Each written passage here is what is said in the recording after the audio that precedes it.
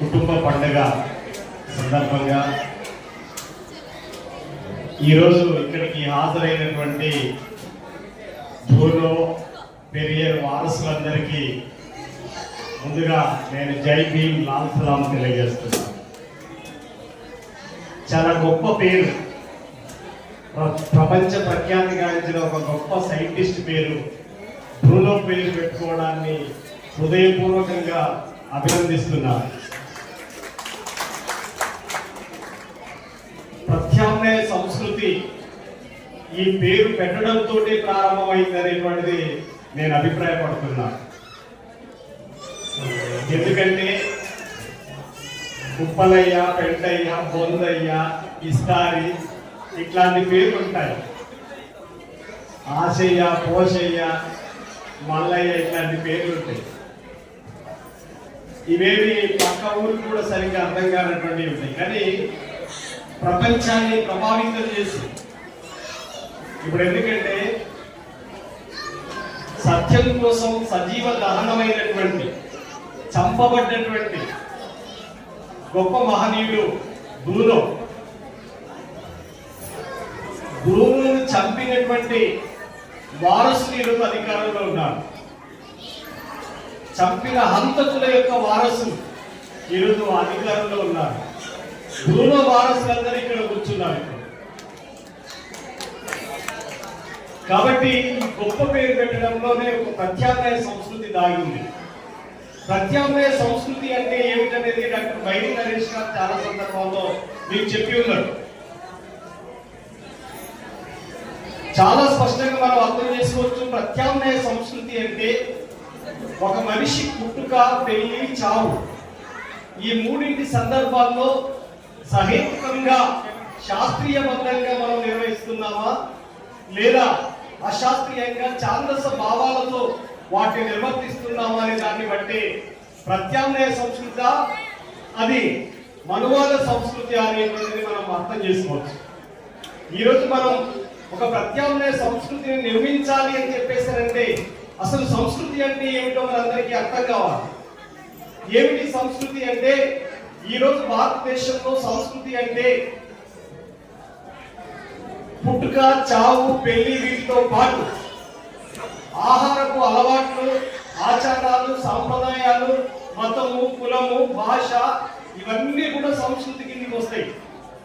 వీటన్నింటినీ ఎట్లా అమలు చేస్తున్నాం అనే దాన్ని బట్టి దాంట్లో మూఢత్వం ఏమున్నది, శాస్త్రీయత ఏముంది అనేటువంటి దాన్ని బట్టి మనం అర్థం చేసుకోవచ్చు. ఈరోజు దేశంలో వేల సంవత్సరాలుగా ఈరోజు మూఢత్వ సంస్కృతికి భౌతిక పునాది ఉంది. కానీ ప్రత్యామ్నాయ సంస్కృతికి పునాది ఎక్కడ ఉంది అంటే బ్రూనోతోనే కాదు, అనేక మంది సైంటిస్టులు ప్రత్యామ్నాయ సంస్కృతిని ప్రవేశపెట్టినందుకు గాను చంపబడ్డారు, ఉరిబియ్యబడ్డారు, కాల్చబడ్డారు. అయినప్పటికీ సత్యాన్ని, ఆశయాన్ని, లక్ష్యాన్ని ఇప్పటికి కూడా చంపలేకపోయారు. వ్యక్తిని చంపారు తప్ప ఈ వ్యవస్థలో ఒక ప్రత్యామ్నాయ సంస్కృతిని నిర్మించాలనేటువంటి లక్ష్యాన్ని, ఆశయాన్ని చంపలేకపోయారు. అందుకని మనం ప్రత్యామ్నాయ సంస్కృతిని నిర్మించడం అంటే ఈ రోజుకి ఏసుకి ఎదురీదటమే. ఈనాడు ఉన్నటువంటి ఒక తప్పుడు సంస్కృతిని, ఈనాడు ఉన్నటువంటి ఒక మూఢత్వ సంస్కృతిని తులనాడటమే, దాన్ని ఎదుర్కోవటమే, దాన్ని ప్రతిఘటించడమే ప్రత్యామ్నాయ సంస్కృతిగా ఉంటుంది అనేటువంటిది నేను మీ దృష్టికి తీసుకురాదలిచాను. ఈ రోజు పేరు పెట్టడంలోనే కాదు, మీరు చూడండి ఒక మనిషి ఏ సంస్కృతుల మధ్య జీవనం కొనసాగిస్తున్నాడు అని లెక్కలేస్తే ఈ దేశంలో మీకు పూర్తిగా స్పష్టంగా చెప్పాలి అంటే ఒక 25 ఏళ్ల కుర్రవాడు చనిపోయాడు ఒక ఊరిలో.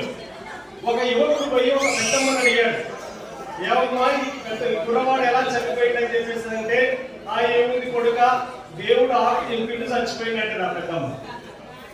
ఇంకొక అమ్మ దగ్గరికి పోయి అడిగితే ఈ కొడుకు నూకలు ఇక్కడి వరకే ఉన్నాయి, ఇక్కడి వరకే బతికిందు అని చెప్తారు. అట్లాగే ఇంకో తల్లి దగ్గరికి పోయి అడిగితే యమధర్మరాజుకు అడ్డం కోసం అని కొడుక పుట్టించిన దేవుడే పట్టుకపోయిండు అని అంటారు. కానీ ఒక ఎంఎల్ఎస్ సభ్యుల్ని అడిగితే ఏం చెప్పాడంటే ఇడు తాగొద్దు అంటే కుటుంబం తాగి లివర్ డ్యామేజ్ అయి చనిపోయిండు అని చెప్పాడు. ఈ సమాజంలో ఆ ముగ్గురు చెప్పినటువంటి వాళ్ళ సంఖ్య రీత్యా ఎక్కువ ఉన్నారు. ఒక్కరే కరెక్ట్ చెప్పింది, అది శాస్త్రీయం, అది వాస్తవం, అది నిజం, అది సత్యం అనేటువంటిది మనం గుర్తుపెట్టుకోవాలి. అంటే ఇది అతీత శక్తుల నుంచి ప్రారంభమైంది. మీరు ఆదిమ సమాజ కాలంలో చూడండి, ఆదిమ సమాజ కాలంలో ఒక రాయి రాపిడి అయితే భూషణం ఏర్పడితే ఆ ఒక నిప్పులో పోయి ఎండిపోయిన చెట్టు మీద పడితే ఆ చెట్టు మీద మంట వస్తే ఆ మంట ఇప్పుడు కూడా ఈ సమాజంలో అట్లాంటి ఆలోచనలు ఉన్నాయి. వామో దయ్యం మంట పెడుతుంది అనేటువంటి వాడు ఉన్నాడు ఇప్పటికీ. వర్షం ఎందుకు వస్తుందంటే కూడా నేను దీంట్లోనే ప్రత్యామ్నాయ సంస్కృతి. మనం సముద్రపు నీరు ఆవిరై మేఘాలు గర్జిస్తే వర్షం వస్తుందనేది సైన్స్ అయితే, అర్జునుడు రథం మీద పోతా ఉంటే అన్నం తిని చేయగలుగుతున్న నీళ్లు కింద పడుతున్నాయి, వానదేవుడు వానను కురిపిస్తున్నాడు అని చెప్పేది మూఢత్వం. అందుకనే దానికి భౌతిక పునాదులు. ఏ అతీత శక్తినైనా తెలియని దాన్ని సూటిగా స్పష్టంగా చెప్పాలంటే అజ్ఞానం ప్లస్ భయం ఈక్వల్ మనువాద సంస్కృతి. వాస్తవం, నిజం, పదార్థం, యథార్థం అని చెప్పేటువంటిది మన సంస్కృతి. అది మనవాద సంస్కృతి వాస్తవం అయితే మనువాద సంస్కృతి అనేది అబద్ధం అనేటువంటిది మనం గుర్తుపెట్టుకోవాలి. అందుకనే అశాస్త్రీయ భావజాలాన్ని మనం ఎదుర్కోవటం అంటే రోజుకి మనం గుర్తుపెట్టుకోవాలి. రోజుకి మనం అనేక అడ్డంకుల్ని తొలగించుకుంటూ ముందుకు సాగాల్సిన అవసరం ఉంటుంది అనేటువంటిది నేను మీ దృష్టికి తీసుకెళ్ళదలిచాను. ఈ రోజు మన చాలా క్వశ్చన్స్ కూడా నాగరాజు రేజ్ చేశాడు. కానీ నేను కొన్ని విషయాలు మీ దృష్టికి తీసుకొస్తాను. ప్రత్యామ్నాయ సంస్కృతిని నిర్మించడం అంటే ప్రత్యామ్నాయ సంస్కృతి కోసం పోరాడి ప్రాణాలు ఇచ్చినటువంటి శాస్త్రవేత్తలు, మహనీయులు చాలా మంది ఉన్నారు. ఈ రోజు మనం దండల పెళ్లిలు డాక్టర్ బైరి నరేష్ గారిని వర్తిస్తున్నాడు. కానీ ఆయనకు ప్రేరణ ఏమిటి అని చెప్పేసి అంటే మహాత్మా జ్యోతిబా ఫులే ఆ రోజుల్లోనే దండల పెళ్లిలు చేశారు. డాక్టర్ బాబాసాహెబ్ అంబేద్కర్ అదే పాత్ర నిర్వహించాడు. పెరియార్ అదే పాత్ర నిర్వహించాడు. పెరియార్ లాంటి గొప్ప మహానుభావుడు డైరెక్ట్ మాట్లాడి, ఈరోజు డాక్టర్ బైరి నరేష్ మాట్లాడితే నువ్వు మా మతాన్ని, మా మనోభావాన్ని కించపరిచావు, బాధ పెట్టావు, లేకపోతే ఇంకోటి అని చెప్పేసి భౌతిక దాడి చేయొచ్చు. కానీ పెరియార్ ఏమన్నాడు ఆ రోజు మీరు చూసింటారు. ఈరోజు దేవుడు గురించి మనందరం మాట్లాడుతున్నాం, మనోభావాలు ఇవన్నీ చెప్తున్నాం కదా.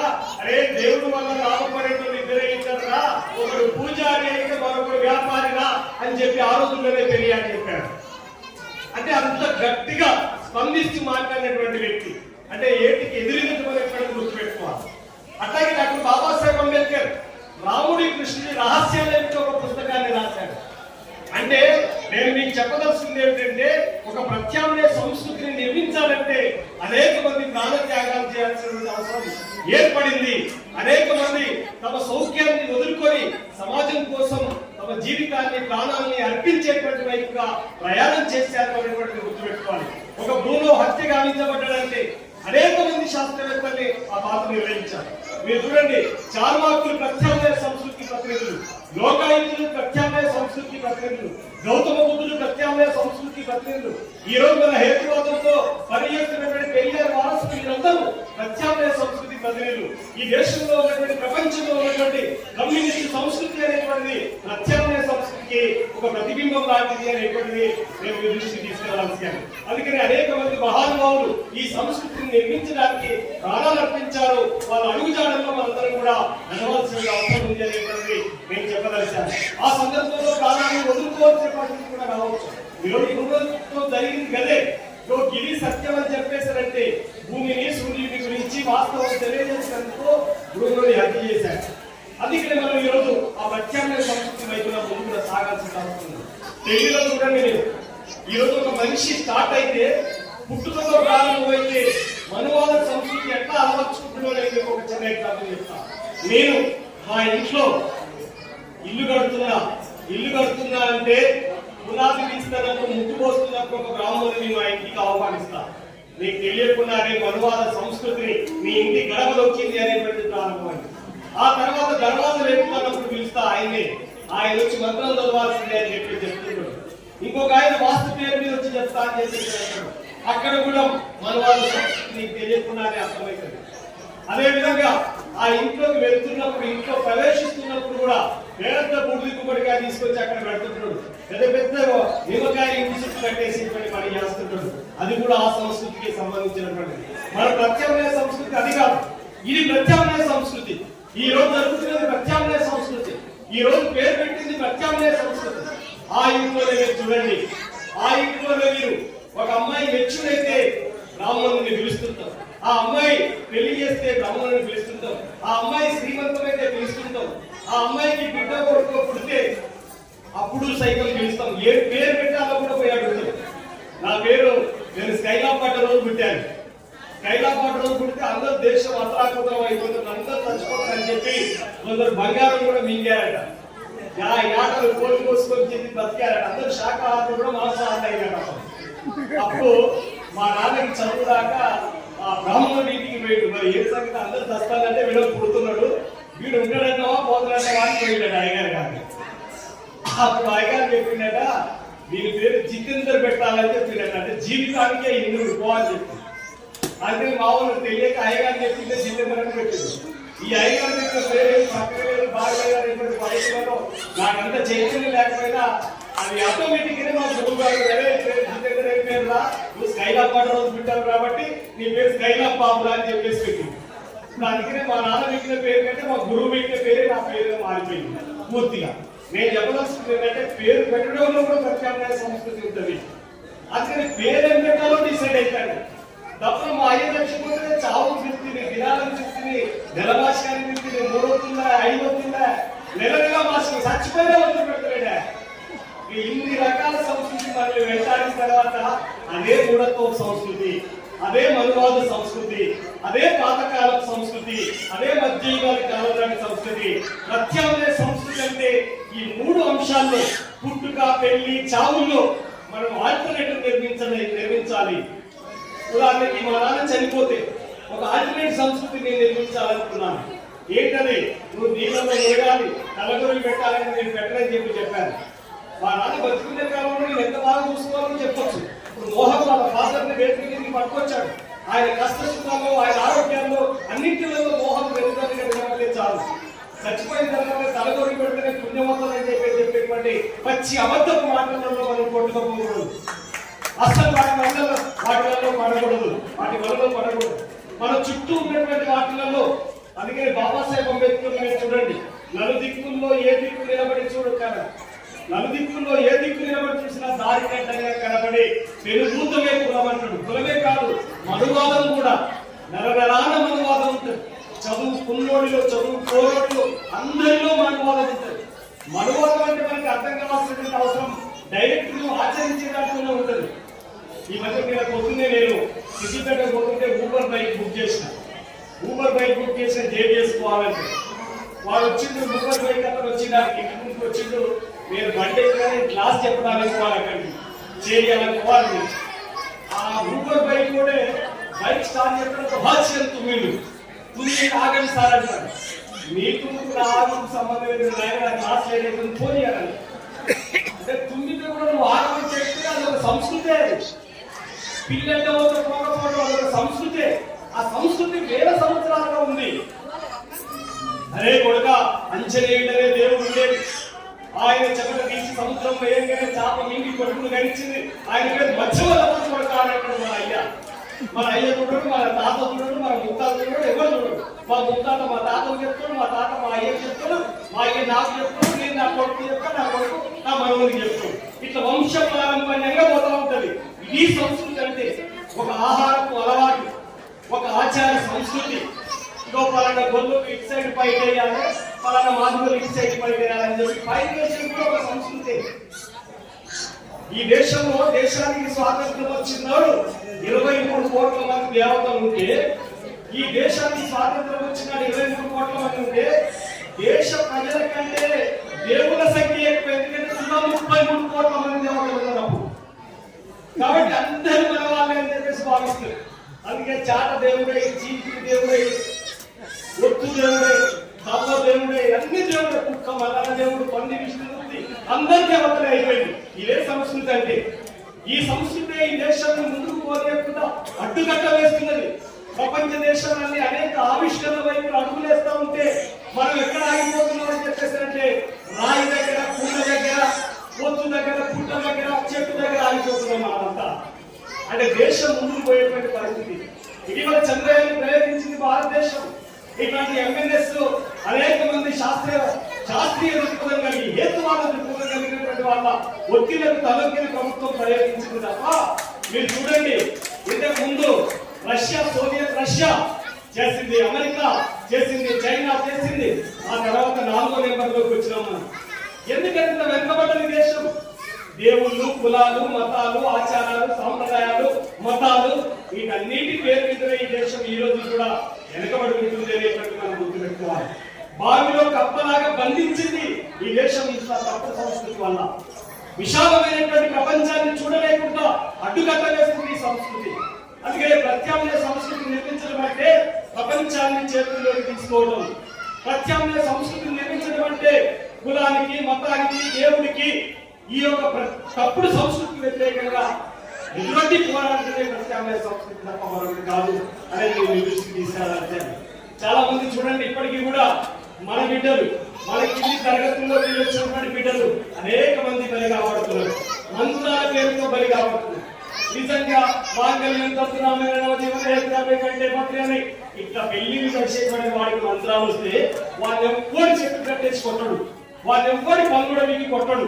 కానీ ఒక సాకలాయనకి, మాదిగాయనకి, మాలాయనకు, ఓ ముదిరాజు ఆయనకు మంత్రాలు అవుతాయని చెప్పేసి వాడిని నడి ఊర్లో ఈ బెదర్ దగ్గర ఒక ఊళ్ళో కొట్టి తర్వాత మనోడు బయట చూసింది. చాలా ఊళ్ళలో ఇట్లాంటి ఇన్సిడెంట్ జరుగుతాయి. అవి తప్పుడు సంస్కృతిలో అంతర్భాగం, చాలా తప్పుడు సంస్కృతిలో అంతర్భాగం అవన్నీ కూడా. అందుకే ఇట్లాంటి ఇప్పటికీ కూడా జోగిని వ్యవస్థ కానీ, దేవదాస వ్యవస్థ కానీ ఇవన్నీ ఎక్కడ ఉంటుంది? మీరు ఎక్కడ ఆలోచించారా? ఈ దేశంలో మంత్రాలు జరిగింది, రెగ్యులర్ గా మంత్రాలు జరిగింది. ఆయన భార్య బోనం ఎక్కడ ఎత్తుకోవాలని చూసారా మీరు? వాళ్ళ భార్య ఎక్కడైనా బతుకమ్మ ఆడాలని చూసారా మీరు? వాళ్ళ భార్య ఎక్కడైనా దేవుళ్ళ చూసారా మీరు? దేవుళ్ళన్నీ మన మీదనే ఉంటాయి. మాది మహబూబాబాద్ దగ్గర కొరివి. ఆ కొరివి అన్న పండుగ వచ్చినప్పుడు అంటే మా ఊరు చుట్టుముట్టుకున్నటువంటి నమ్ముడు లక్ష దీన్ని మీద పోసుకొని ఆడుకుంటా ఉంటారు. కోరి అమ్మ వీళ్ళు పై తరగతిలో వచ్చి అక్కడ మా బిడ్డలే వచ్చి ఉంటా ఉంటారు. ఉచితంగా సైన్స్ కి మూఢత్వానికి మధ్య తేడా సోషల్ మీడియాలో కాబట్టి ఎక్కడ ఊరుతా ఉంది. సోషల్ మీడియాలో బాగా ఊరుతుంటే ఇంకొక కుక్క వచ్చింది. కుక్క రావగానే మూడు ఆపేసింది. కుక్క రావగానే మూడు ఆపేసి చూశారు కదా మీరు, షేర్ కూడా చేశారు కదా. అంటే చూడండి, దేవుడికి ఉన్నటువంటి దేవుడి పేరులో ఊగుతున్నట్టు దేశం అంతా గమనించేటట్టు ఊగింది. కుక్క రావగానే భయపడదు అక్క. ఆ కుక్కకు భయపడే దేవుడు కుక్క అంటే మరి మళ్ళా ఇంకో సూత్రం చెప్తారు కానీ మళ్ళా దేవుడు వచ్చింది కాబట్టి ఆపినట్టులో ఏమో అంటే మీకు చెప్పవలసినటువంటి అంశం ఏంటంటే ఈ దేశంలో మూఢ విశ్వాసాలకి వేల సంవత్సరాల భౌతిక కులాలే ఉన్నది. గుర్తుపెట్టుకోండి. మీరు మీ పుస్తకాలే చెప్పేస్తాడు, రేపటిగా దేవుడు ఉండేది ప్రపంచాన్నంతా సాపలు గుర్తినట్టాడు, ప్రపంచాన్నంతా సాపలు గుర్తినట్టాడు. ప్రపంచంలో సాపలు చెప్పేటంగా వారికాన్ని నిలబడడానికి చెప్పేవాడు. ఇట్లాంటి ముచ్చట్లు చాలా చెప్తుండ్రు. ఇవన్నీ నమ్మేసుకుంటూ పోతాం. ఎక్కడి మూఢ విశ్వాసాలు. మా బావ ఒక ఆయన తాతి లేస్త్రి పని చేసేది. ఆయన రెండే పనులు చేసేది. కడుపు నిండా దాగేది, లేస్తే దగ్గరికి మొక్కేది. ఇప్పుడు ఆయన అడ్డం పడ్డ మొక్కలు సాగు పైసలు లేదు, బిడ్డలు తెలియదు, వాళ్ళ పెళ్లి చేయాలో అన్నంలో భోజనం. ఏమైంది డబ్బులు రోజుకు 1000 రూపాయలు పంపిస్తామంటే తిరుపతి వెంకన్న కాడ మొదలుకొడతారంట, మళ్ళీ ఎల్లువాడ రాజ్యాల కాడికి రావాలంట, ఆయన కానీ ఇల్లు చేయాలన్నట. ఒక్క ఆయన దగ్గరికి పోతే ఈయన ఊపుకోడట. కాబట్టి 3 ఇంటి దగ్గర చేసుకొని రావాలంట. ఆయన కథ చూడేస్తుందో ఇక. అందుకని నేను చెప్పదలసినటువంటి అంశం ఏంటంటే మిత్రులారా, ప్రత్యామ్నాయ సంస్కృతి మీద పోరాటం అంటే ఎక్కడ వ్యతిరేకత ప్రారంభమైందో తెలుసా? చెప్పాడు కదా, మానస 80% నా అడుగు జానంలో వచ్చింది. ఇక్కడ కొద్దిగంతే ఉంది, 20% అన్నది. మీరు వినలేదా? అక్కడి నుంచి ప్రారంభం చేయాలి. ఎదురింటి అంటే ఎక్కడ ఉంటుంది అనుకుంటున్నారు మీరు? ఆ 20% కూడా ఈ దెబ్బతో పూర్తి అయిపోతుంది అనుకుంటున్నారు. ఎందుకంటే ఇదంతా చూసింది కదా మానస. కాబట్టి నేను ఎందుకు చెప్తున్నా ఈ మాట చెప్తున్నారా? కుటుంబంతో దాడి ప్రారంభమవుతుంది. కుటుంబంతో, తర్వాత కులంతో ఉంటది, మతంతో ఉంటది, పక్క వాళ్ళతో ఉంటది. మొత్తం ఎడు చూసినా ఆ నలుగురిలో ఆ ముగ్గురు వాళ్ళే ఉంటారు. ఆ ఒక్కడివే నువ్వైతావు, ఆ ఒక్కడివే నువ్వైనా నలుగురితో నారాయణ, కులంతో గోవింద అంటే ఉన్నదా. అందరూ తాగుతున్నారు, నువ్వు తాగవాలా అని చెప్పేస్తారు. అందరూ తాగినా నువ్వు ఒక్కడివే తాగకపోతే నీదే రైట్. ఊరంతా తాగినా నువ్వు ఊళ్ళో ఒక్కడి తాగలేదనుకో నీదే రైట్ అవుతుంది. అక్కడే ఎంఎన్ఎస్ కార్యకర్త పోరాడుతున్నాడు అంటే అది సైన్స్ కోసం పోరాడుతున్నాడు, సమాజ హితం కోసం పోరాడుతున్నాడు. దోపిడి, కులము, మతము, దేవుడు లేనటువంటి ఒక నూతన వ్యవస్థ కోసం పోరాడుతున్నాడు. అది సత్యం, అది నిజం, అది మాత్రమే సమాజాన్ని మార్చేసేటువంటి శక్తి మాత్రమే అనేటువంటిది మీ అందరి దృష్టికి నేను తీసుకొస్తూ, అసలు ఇట్లాంటి కుటుంబ పండుగలు ఎన్ని జరగాలో మీరు ఇక్కడికి వచ్చినటువంటి వాళ్ళు ఈ కల్చర్ ఇంత భూమ పెట్టినట్టే లేదు. మోహన్ చిన్న ఉద్యోగం చేసి భూమ పెట్టినట్టు కానీ ఛాయ్ నీళ్ళు ఇచ్చినా ఏం లేదు. నా పెళ్లి హైదరాబాద్లో జరిగింది. మీరు ఎంత తక్కువ చీప్గా జరిగిపోయింది. ఒకటే బ్యానర్, చిన్న సంతకం, పూలదండ, కథం, వచ్చిన వాళ్ళందరూ ఛాయ్. ఎందుకు ఆలోచించారు? ఎవరైనా ఆచరిస్తే ఇప్పుడు మోహన్ ఇక్కడ ఆచరిస్తే చాలా మంది పిల్లలు కొత్తగా తెలియకుండా వాళ్ళు వచ్చారు. మా ఊర్లో ఒక అడ్వకేట్ ఉండేది. ఆయన 3 డ్రమ్ముల మీద ఛాయ్ పెట్టిండు. పెళ్లికి ఏం లేదు, ఊర్లంతా పిలిచి ఊరందరికి ఛాయ్ పోసి ఆయన పూలదండలు ఇద్దరు మార్చుకున్నారు. పెళ్లి అయిపోయింది కదా. ఊరు ముందర చేసిన ఎన్ని సంవత్సరాలు? 40 ఏళ్ళ కింద. నేను పుట్టిన చిన్నపిల్ల కానీ కొద్ది రోజులు నేను కథ ఆలోచించిన 5 ఏళ్ళ పిల్లగానే చూసిన అట్లాంటి పెళ్లి అది జరిగింది. కాబట్టి అట్లాంటి పెళ్లి నేను చేసుకోవాలనుకున్నాను. మరి ఎంత కొడుక మరి మనం వేరే బిడ్డలు చేసుకోవాలి కదా అంటే నేను చేసుకోవాలని చెప్పానంటే ఎక్కడైనా చేసుకోవాలంటే పుష్టి అయితే కట్టం లేదు. నేను ఇచ్చినా ఒకటే చెప్పుకున్నా ఒకటే డైరెక్ట్ వేరే పెళ్లి చేయాలని చెప్పాను. మా పెళ్లి కూడా అక్కడే చేసుకున్నాను. నేను మీ దృష్టికి తీసుకెళ్లాల్సింది ఒకటి, కుటుంబం నుంచి ఒత్తిడి ఎదురవుతున్నప్పుడు దాన్ని ఎంత ప్రతిఘటించాలి, ఒప్పించాలి. లోపం చేయటం కాదు, అర్థం చేయించడం.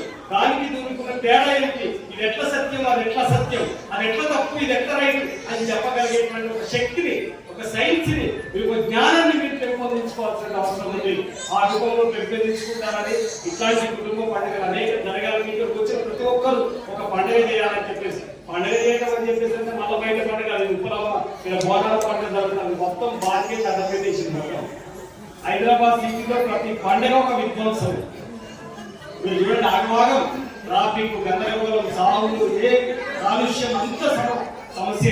పండుగ ఇది పండుగ, ఇది పండుగ అంటే ఇట్లాంటి పండుగలు మరిన్ని జరగాలని చెప్పి కోరుతూ మరొకసారి మానస, మోహన్ అట్లాగే జూన్లోకి ఒక సైంటిస్ట్ కి ఎదగాలని చెప్పి కోరుతూ మనసారా అభినందిస్తూ డాక్టర్ బైడి నరేష్ గారు, సుజాత గారు నన్ను ఆహ్వానించిన మీ అందరికీ మరొకసారి KVPS కుల విశ్వవిద్యాలయ పోరాటం తరఫున శుభాకాంక్షలు తెలియజేస్తూ జై భీమ్, లాల్ సలాం, జై ఇన్సాన్.